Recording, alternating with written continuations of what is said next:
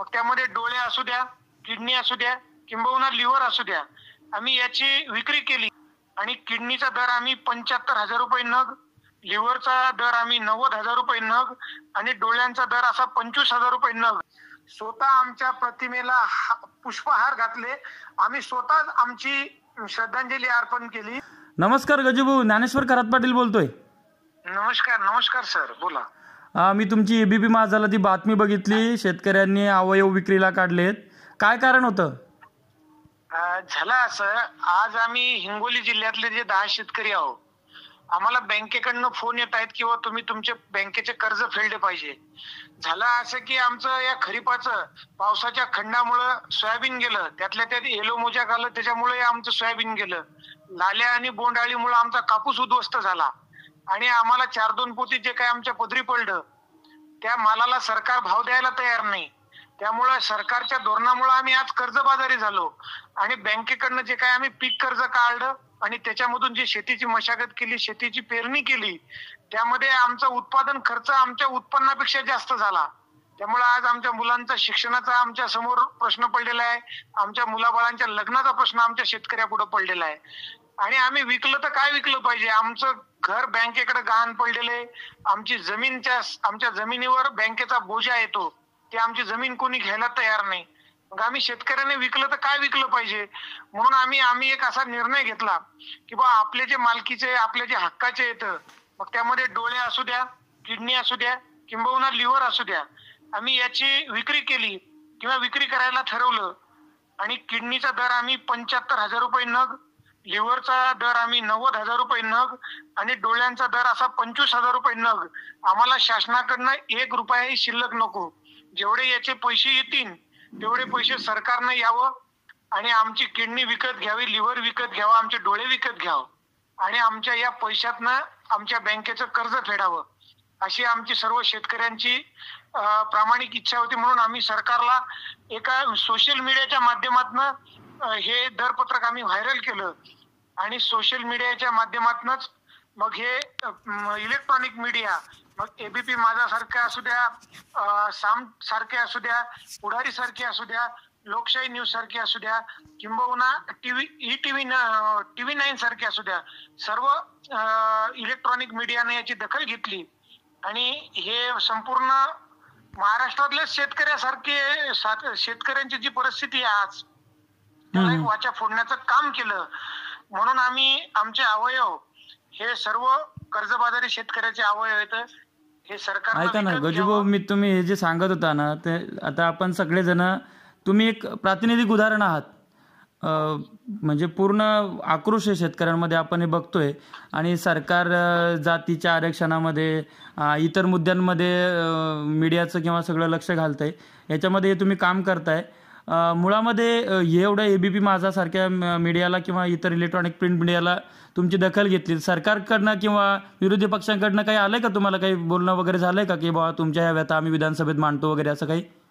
हे बघा, आम्ही टीव्हीवरच पाहिलं की काँग्रेसचे नाना पटोलेजी, विजय वडेट्टीवार साहेब यांनी असं म्हणलंय की बाबा हे सरकार यांच्या सत्तेमध्येच गुंग आहे, शेतकऱ्यांच्या भावना यायला कळत नाहीत, शेतकऱ्यांच्या व्यथा यायला कळणार नाहीत.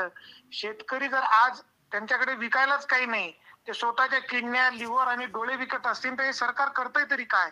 अशा प्रतिक्रिया आम्ही त्या टीव्ही चॅनलच्या माध्यमातूनच पाहिलेल्या आहेत. परंतु आम्हाला आतापर्यंत कुठल्याही प्रकारे सरकारच्या माध्यमातून काही आलेलं नाहीये.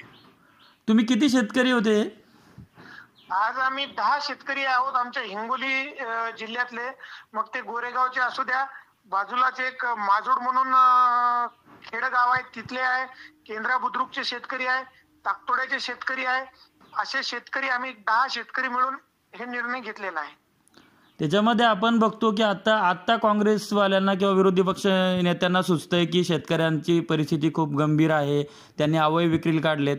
परंतु विरोधी पक्षाचं काम होतं की शेतकऱ्याचे अश्रू पुसणं, पण त्यांनी ते केलं नाही. आज रविकांत तुपकर करतायत शेतकरी नेते म्हणून.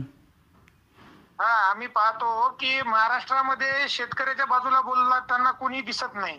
आता आम्ही काल परवा पाहिलं की एवढा मोठा शेतकऱ्याच्या प्रश्नावर आक्रोश उठवणारे शेतकरी नेते रविकांत तुपकर हे आहेत. परंतु ते सोडले तर सरकार मधलं कुठलाही लोकप्रतिनिधी किंबहुना सरकारमधले मंत्री, मुख्यमंत्री, उपमुख्यमंत्री हे शेतकऱ्यांकडे लक्ष द्यायला तयार नाहीत. आज शेतकरी आत्महत्याच्या उंबरठ्यावर आहे आणि आत्महत्या करून मेल्यापेक्षा आम्ही आमच्या शरीराचे पार्ट विकून आमचं कर्ज फेडायसाठी आमची अशी प्रामाणिक इच्छा आहे की बाबा आम्ही हे पार्ट विकले पाहिजे आणि आपले कर्ज फेडलं पाहिजे. मग तुम्ही आता परत काय पुढचं काय आहे तुमचं अजून?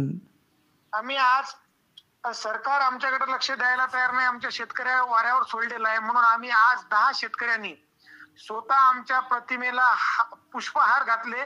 आम्ही स्वतः आमची श्रद्धांजली अर्पण केली आणि आम्ही आज मुंबईच्या दिशेनं मंत्रालयाच्या दिशेवर आम्ही त्या ठिकाणी जाणार आहोत आणि मायबाप सरकारला म्हणणार आहोत की सरकार तुम्ही आमच्यापर्यंत येऊन आमच्या किडन्या विकत घेतल्या नाही, आमची लिव्हर विकत घेतले नाही, आमचे डोळे विकत घेतले नाही, आम्ही स्वतः तुमच्यापर्यंत येतो, तुम्ही आमचे स्वतः आम्ही तुम्हाला देतो, तुम्ही पैसे आम्हाला द्या, आम्ही आमच्या बँकेचे कर्ज फेडतो.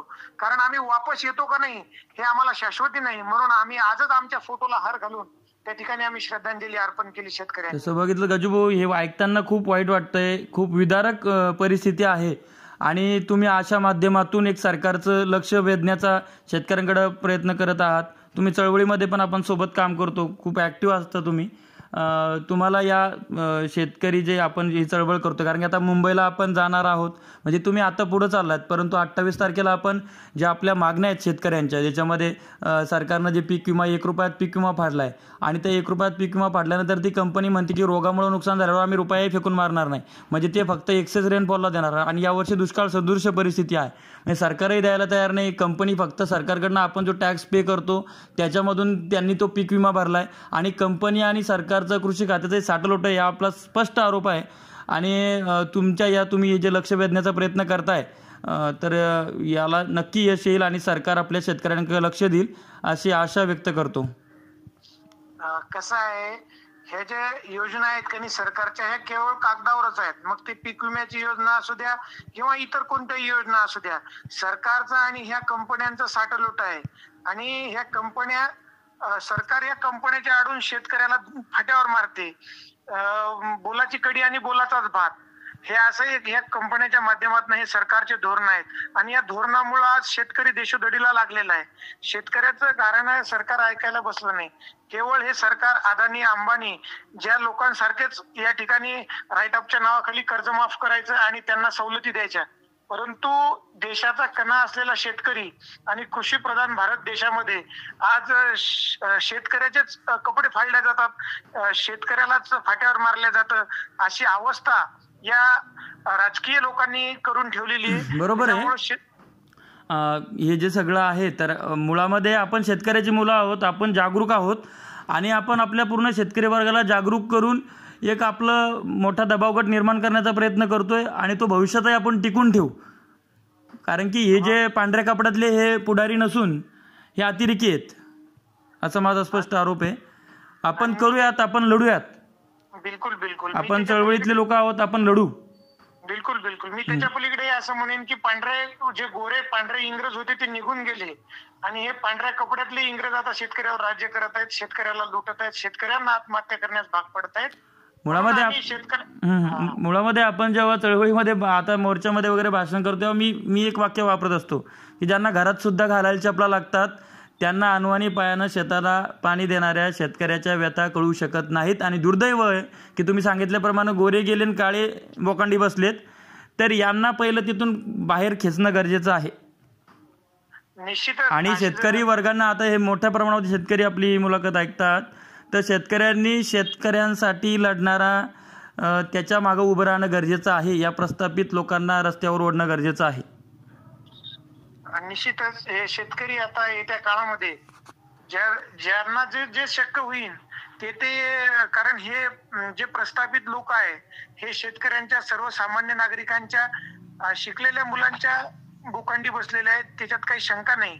आणि निश्चितच येत्या काळामध्ये महाराष्ट्रातले नागरिक, गावगाड्यातले शेतकरी या लोकांना धडा शिकवल्याशिवाय राहणार नाहीत. कारण ह्यांनी कुठलाही सण उत्सव गोरगरीब शेतकऱ्यांचा, गोरगरीब नागरिकांचा गोड केला नाही. ह्यांनी दिवाळी शेतकऱ्यांची काळी केली. म्हणून ह्यांना हे लोक, आपले गावगाड्यातले नागरिक ह्यांची जागा दाखवल्याशिवाय राहणार नाहीत असं मला तरी वाटते. नक्कीच नक्कीच आपण आपला दबावगट निर्माण करतोय आणि आपण लढायला शिकतोय सगळेजण, आणि आपण लढून घेऊ. तुम्ही त्या शेतकऱ्यांनाही धीर द्या आणि तुम्ही पण एक चांगला त्या ठिकाणी सरकारचं लक्ष वेधण्याचा प्रयत्न करताय. खूप चांगलं काम करतायत. नक्कीच नक्कीच. आम्ही एक निमित्त मात्र आहोत. महाराष्ट्रातले असे असंख्य शेतकरी आहेत जे आज कर्जबाजारीपणामुळे आत्महत्याच्या उंबरठ्यावर आहेत आणि त्यांचा आवाज बनवून एक आम्हाला ज्या तकलीफ होतात म्हणून आम्ही हे पाऊल उचललेलं आहे. हे चूक आहे का बरोबर आहे हे आम्ही सांगू शकत नाही, परंतु आत्महत्या करून मेल्यापेक्षा कुठेतरी आपल्या शरीराचे पार्ट आपण सरकारला विकू आणि सरकारला सांगू की बा तुम्ही या पैशाच्या माध्यमातून आमचे कर्ज फेडलं पाहिजे, आमचे कर्ज तुम्ही भरलं पाहिजे. गजूभाऊ तुम्ही जे बोलताय, पण एक वेळ माझं म्हणणं असं आहे की आपण मेल्यापेक्षा मग आपल्यावर येरी मारायची वेळ आली ना तर मग मारून मारा. नाही बघा, अशा पद्धतीचं धोरण शेतकऱ्याच्या पोरांनी आखलं पाहिजे. बिलकुल ते बरोबर आहे, परंतु आपण सुरुवातीला गांधीजीच्या मार्गाने गेलं पाहिजे. आम्ही या तत्वाचे आहेत आणि नाही गांधीजीचे विचार जर यांच्या लक्षात नाही आले तर वेळ प्रसंगी भगतसिंग व्हायलाही आपल्या महाराष्ट्रातले शेतकरी मागे पुढे पाहणार नाहीत असं मला तरी वाटते. बरोबर, चालेल. नंतर आपण अपडेट घेऊ तुमच्या. आपण सगळेजण सोबत आहोत, शेतकरी तुमच्या सोबत आहे.